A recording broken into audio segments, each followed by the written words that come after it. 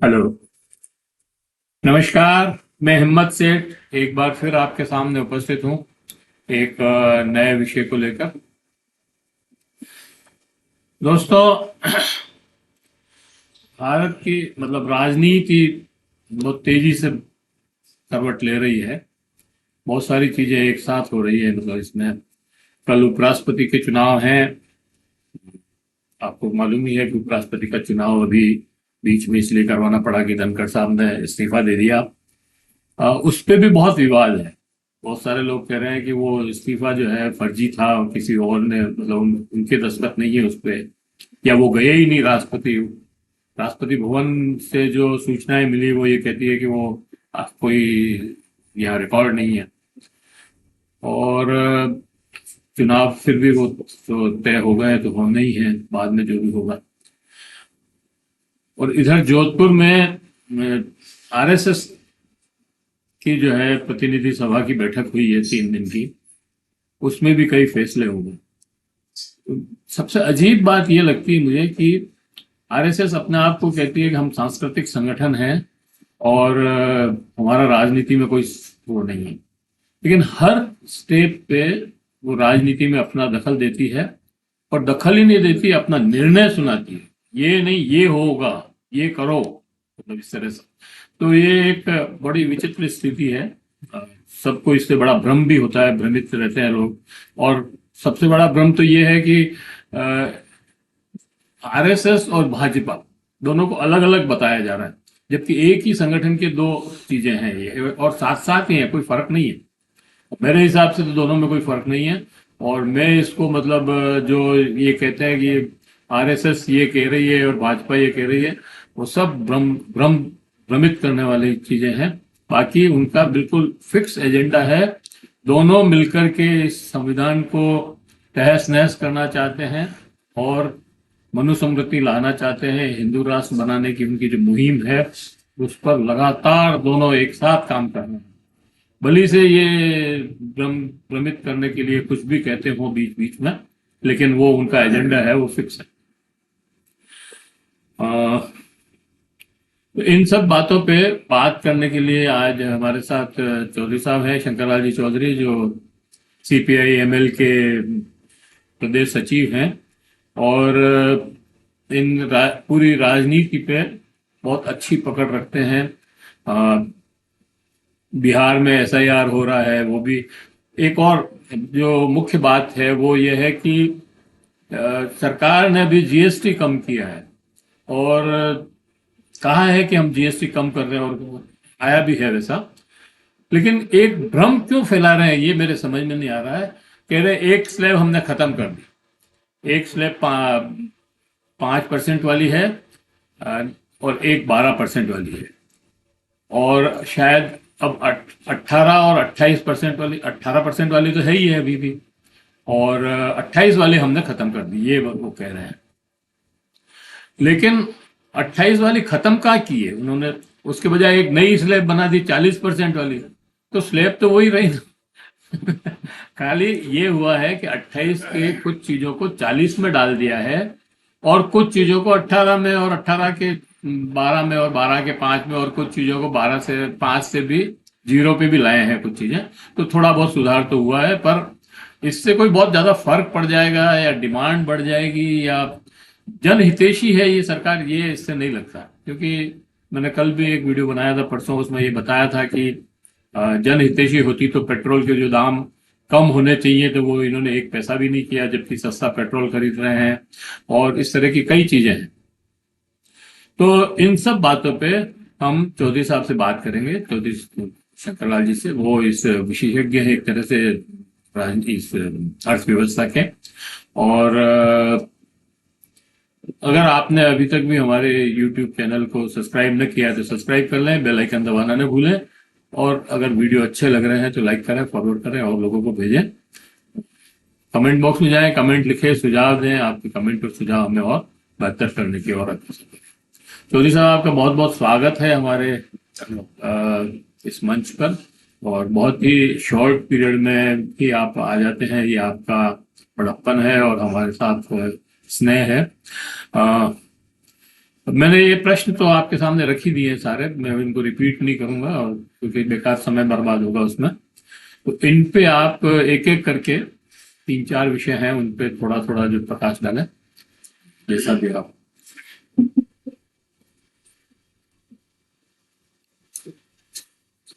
देखिए, जहां तक आरएसएस के चरित्र का सवाल है कि वो कोई, जैसे मोदी जी ने 15 अगस्त स्वतंत्रता दिवस पे कहा कि वो दुनिया का सबसे बड़ा एनजीओ है, तो जिस तरीके से वो एक अलग एनजीओ जैसी संस्था उसको बताने की कोशिश करते हैं, और स्वयं आरएसएस जैसे खुद अपना कहता है हम एक कल्चरल संगठन है, सांस्कृतिक संगठन है, और चरित्र, व्यक्ति चरित्र निर्माण और राष्ट्रीय चरित्र निर्माण का काम करते हैं, हमारा राजनीति से कोई लेना देना।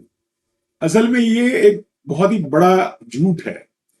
ये तो आप, मुझे लगता है कि आज की तारीख में हिंदुस्तान में इस बात से कोई सहमत नहीं हो सकता कि वो कोई चरित्र निर्माण की फैक्ट्री है या कोई एनजीओ है।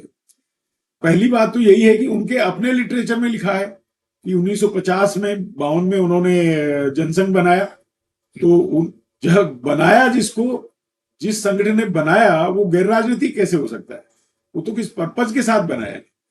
असल में तो वो मुख्य रूप से राजनीतिक संगठन ही है, जो एक तरीके से जो हमारे देश में सामंतवाद और साम्राज्यवाद के जो खिलाफ लड़ाई थी, उससे उनकी पूरी सहमति नहीं थी, और वो भारतीय सामंतवाद का जो ब्राह्मणवादी मॉडल है उसको जिंदा रखना चाहते थे। उनको चिंता हो गई थी उसी फेज में कि ये अगर इस तरह के संविधान, और अगर ये जो तथाकथित वेस्टर्न आजादी जिसको वो कहते थे, पश्चिमी अगर समाज बन गया, तो फिर हमारा जो एक तरीके से वर्चस्व है समाज पे, उसका क्या होगा?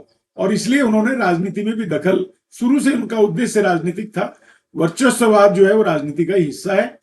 अभी जोधपुर में उनके अखिल भारतीय प्रतिनिधि सभा का जो 3 दिन का आयोजन हुआ है, वो जो मीडिया में जो छपा है उसको भी अगर हम देख लें तो उनकी इस बात की पोल खुल जाती है पूरी तरह से इस झूठ की कि वो कोई संगठन, सांस्कृतिक संगठन है।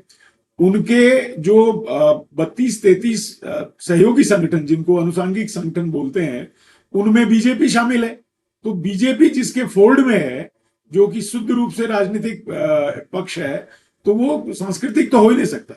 फिर दूसरा आप देखेंगे उसमें जो मुद्दे उठाए हैं उसमें कोई सांस्कृतिक पुट है ही नहीं। वो खास तौर से मुद्दे उन्होंने जो बीजेपी की एक तरीके से नियोलिबरल कॉरपोरेट नीति और उसके साथ में जो सांप्रदायिक नीति है और उसका जो इस्तेमाल करते हैं, वही तो मुद्दे उठाए। उन्होंने बांग्लादेशी जो भारत में आ गए हैं उनके अनुसार कई करोड़ों में, उनका मुद्दा उठाया, चिंता जाहिर की उस पर।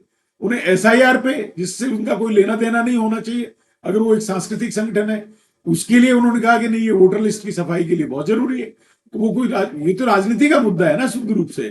फिर उन्होंने कहा कि लव जिहाद, तो लव जिहाद पे तो बीजेपी राजनीति कर ही रही है। तो इसमें किसी शिक्षा नीति तो शुद्ध रूप से सरकार की नीति है ना, और उस पे उन्होंने नई शिक्षा नीति के जो गुणगान किए हैं। तो इसका मतलब कुल मिला के क्या है? कुल मिला के यही है कि वो राजनीतिक संगठन ही है, और वो जो सरकार की उन नीतियों को, जो इसके वो समर्थक है, लागू करने पे जो एक तरीके से एंटी इनकम्बेंसी बनती है, उसका विरोध होता है, उससे बच जाते हैं, और एक तरीके से पीछे बैकग्राउंड में जाके फिर से नई राजनीति इन्हीं मुद्दों पे करने लगते हैं और बीजेपी को स्ट्रेंथ देते हैं।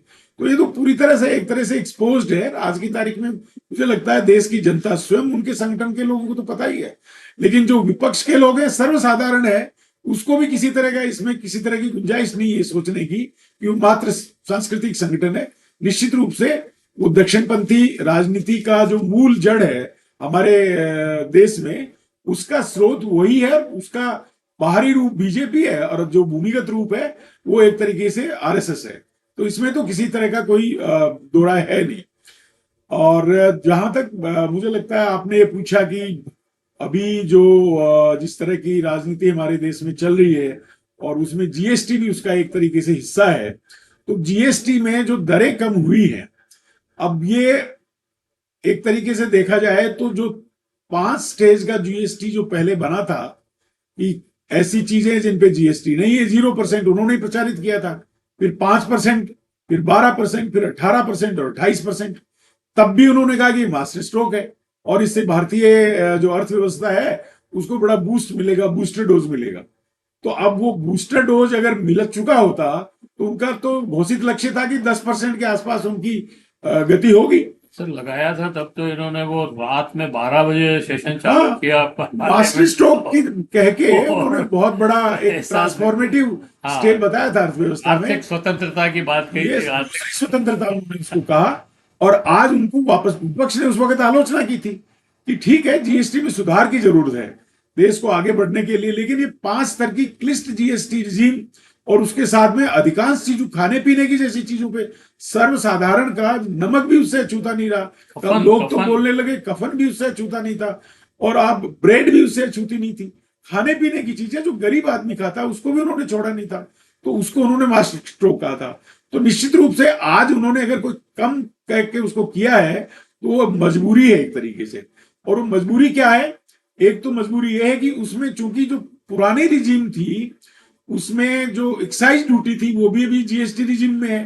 तो जो अमेरिका ने टैक्स जो लगाया है 50% टैक्स, उसके चलते जो यहां से अमेरिका को जो चीजें एक्सपोर्ट होने वाली थी वो वहां महंगी पड़ेंगी। और उसके चलते मुझे लगता है कि उनको लगा कि फैक्ट्रियां जो है खासतौर से वस्त्र उद्योग वगैरह, हीरा उद्योग वगैरह जो चीजें हैं, और इवन ऑटोमोबाइल भी, अगर इन पे ड्यूटी कम नहीं की गई तो ये पिट जाएंगे, एक तरीके से बंद हो जाएंगे। ये चिंता उनकी मुख्य रूप से है।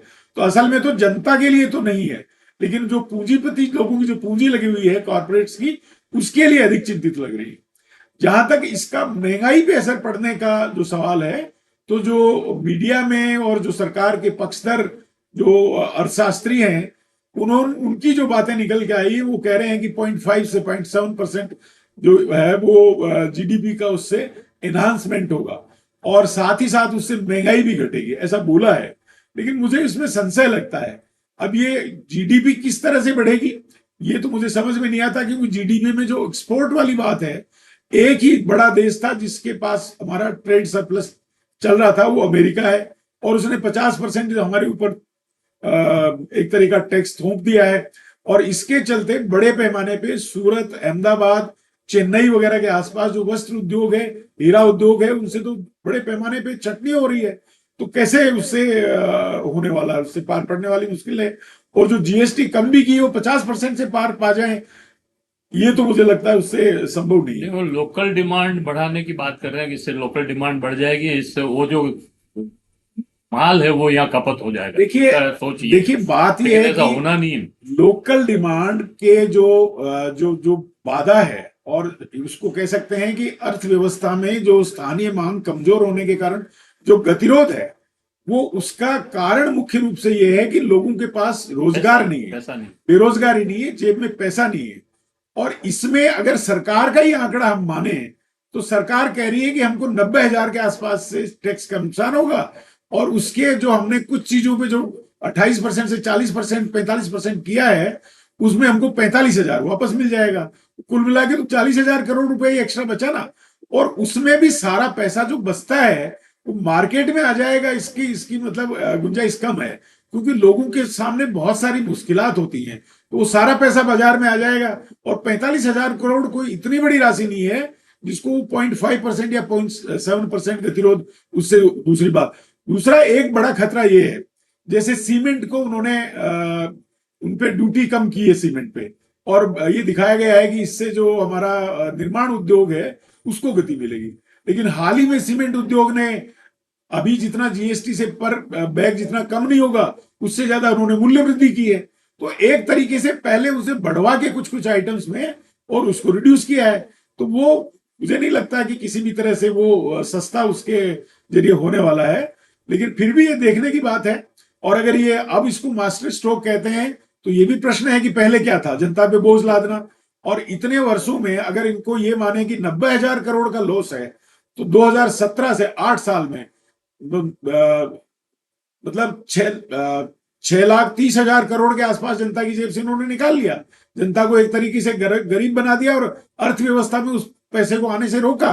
तो या तो पहले वाली नीति गलत थी या अब नीति गलत है। दूसरी तरफ वो कह रहे थे कि नहीं, महंगाई तो संदेश ये देने की कोशिश कर रहे थे कि महंगाई कम हो रही है। अगर महंगाई कम हो रही है तो फिर अभी क्या फर्क पड़ेगा उसका। तो ये बड़ा एक विरोधाभासी बात है। 80 करोड़ को तो ये कह रहे हैं हम भोजन दे रहे हैं, मतलब अनाज दे रहे हैं मुफ्त में, मैं अगर तो वो नहीं दे मानता तो हूँ खा जाए।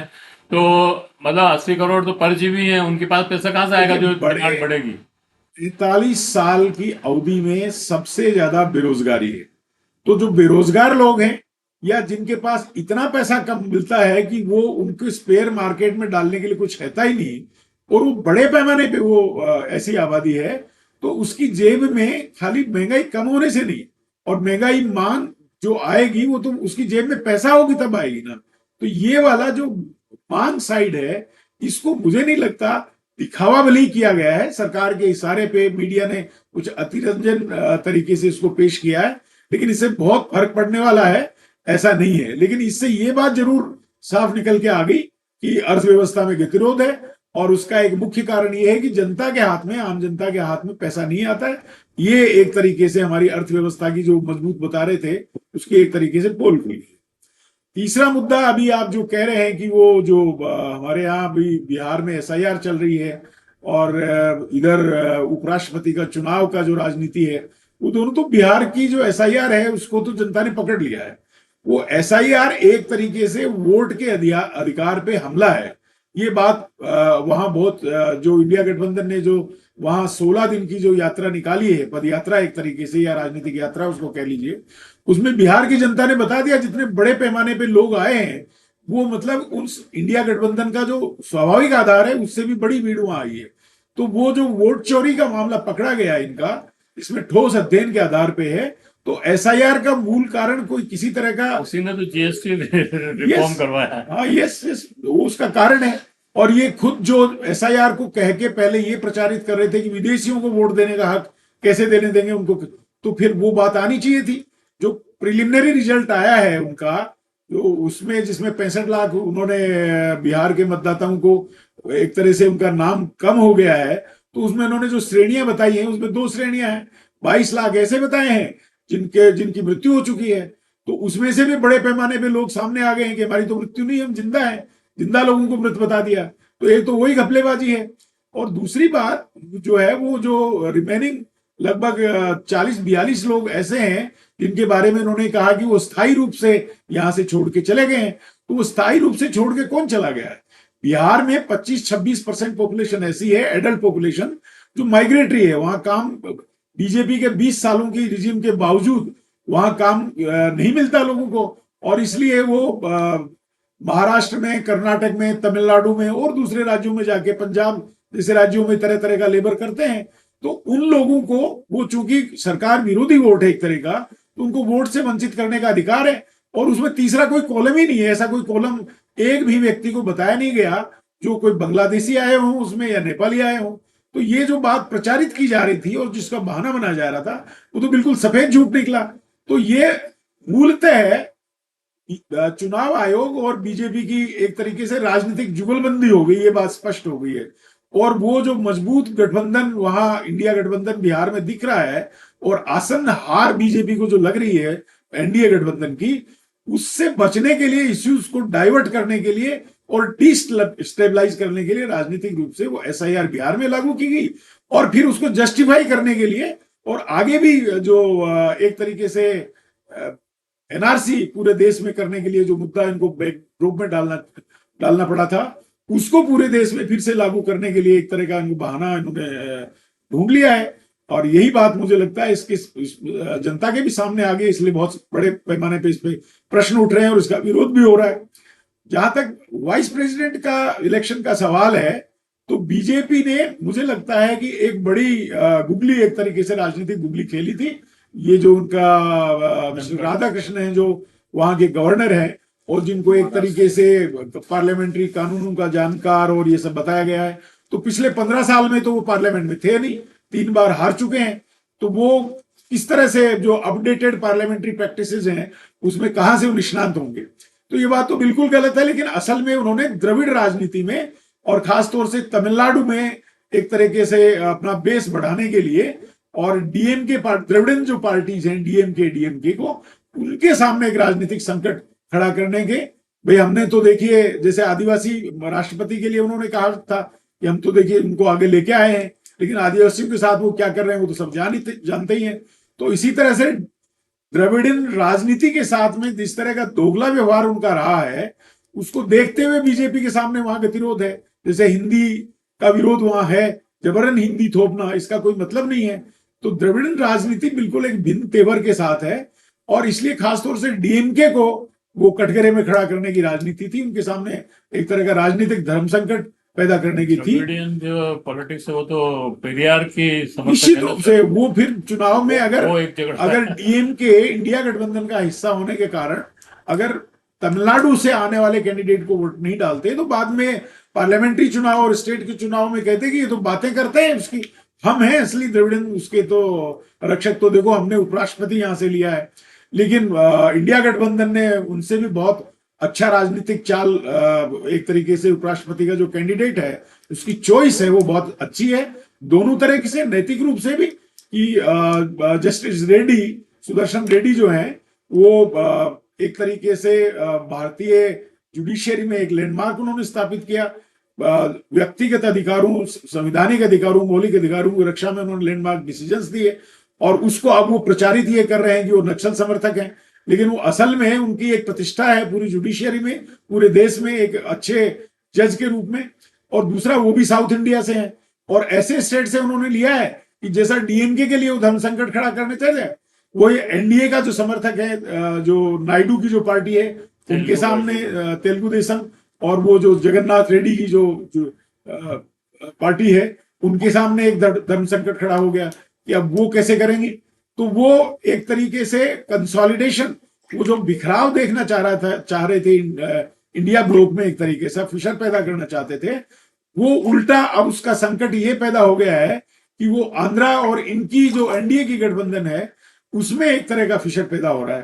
तो ये एक बड़ा, अब कल चुनाव है, देखते हैं इसमें क्या होता है। लेकिन ये तो एक बात तो निश्चित है कि इंडिया गठबंधन में इस नए जो कैंडिडेट का चॉइस है जस्टिस रेड्डी का, उसके कारण जो बिखराव है वो रुक जाएगा।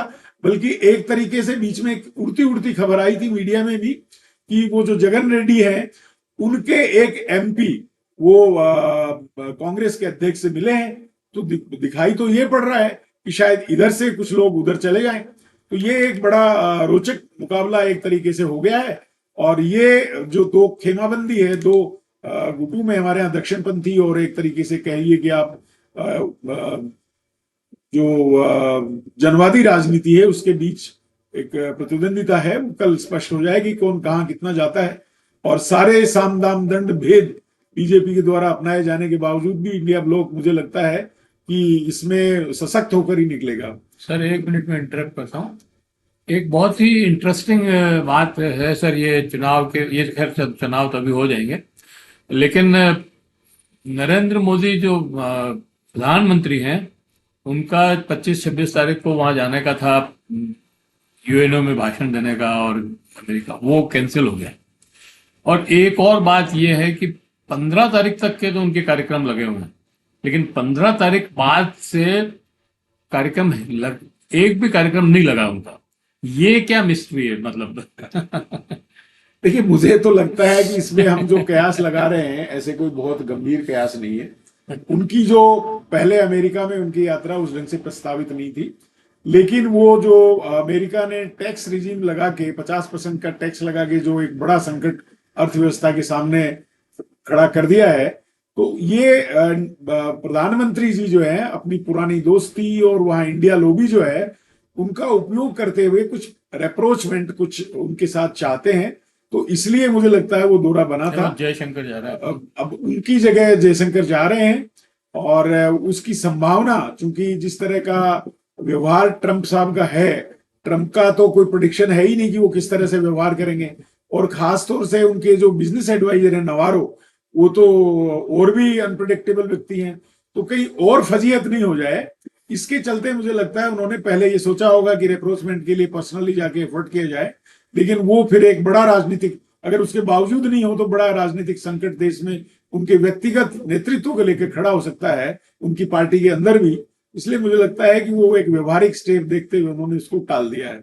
उससे ज्यादा मुझे लगता है इसमें कोई, अगर इस तरह की बात दिखती हो कि भाई बीजेपी में कोई बड़ा विभाजन है और उनकी नेतृत्व को यहाँ कोई संकट अभी हाल में खड़ा हो गया है, वो लग नहीं रहा है। वो इस बात से भी नहीं लग रहा है कि जो पहले एक चर्चा चलाई जा रही थी कि 75 पार के बाद में संन्यास ले लेना चाहिए, ऐसा आरएसएस के जो संघ प्रमुख है मोहन भागवत उन्होंने बोला था, तो उन्होंने तो क्लैरिफिकेशन दे ही दिया कि नहीं तो मैंने किसी को फोर्स किया है, नहीं तो किसी को कहा है, और न मैं स्वयं इसमें इस्तीफा देने वाला हूं। तो वो तो संशय एक तरीके से मुझे लगता है खत्म हो गया। भ्रम इसलिए भी फैल रहा है सर कि 6 तारीख को इनके भोजन का कार्यक्रम था प्रधानमंत्री के निवास में सारे एमपीओ को बुला करके, वो अचानक कैंसिल कर दिया, भोजन बनने के बाद कैंसिल कर दिया। और 8 तारीख को कल उनका जो है वो आज मतलब या तो वो एक वो हुआ था इनका वेमिनार, उसमें वो वर्कशॉप, हाँ वर्कशॉप, उसमें वो स्टेज पे नहीं बैठे और पीछे बैठे प्रधानमंत्री बिल्कुल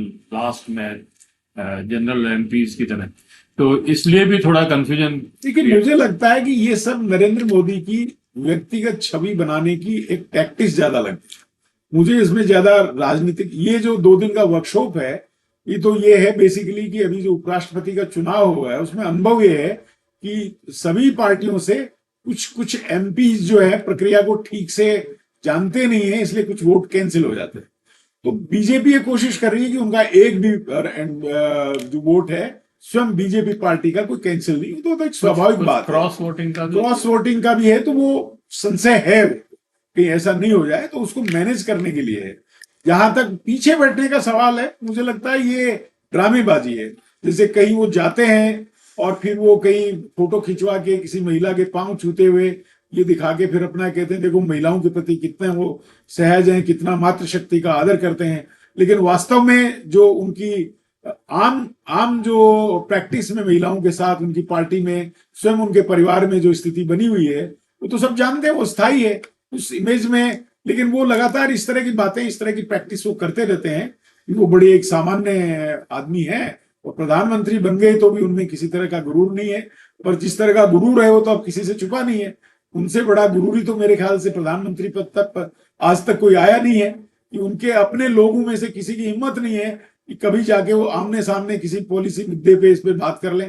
तो इतना बड़ा उन्होंने अपना वो बना रखा है, तो उसमें छवि निर्माण के अलावा मुझे ज्यादा कुछ रीडिंग करने लायक रहा नहीं। लेकिन एक मुद्दा जरूर हम यहाँ अगर उस ढंग से बात करें तो ये है कि पूर्व उपराष्ट्रपति हैं धनखड़ जी, उनका एक तरीके से बिना इमरजेंसी उन्होंने अपने सरकारी आवास से प्राइवेट आवास में शिफ्ट कर लिया।